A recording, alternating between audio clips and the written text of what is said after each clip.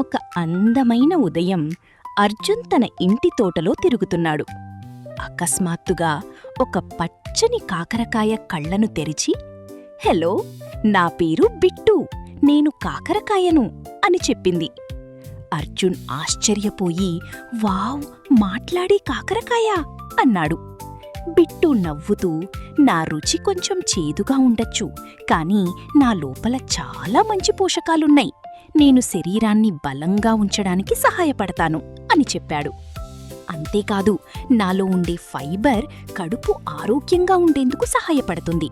నాలో vitamin A కూడా ఉంటుంది, అది కళ్ళ ఆరోగ్యానికి మంచిది. అర్జున్ ఆనందంగా, వావ్, నువ్వు నిజంగా చిన్న సూపర్ హీరోవే అన్నాడు.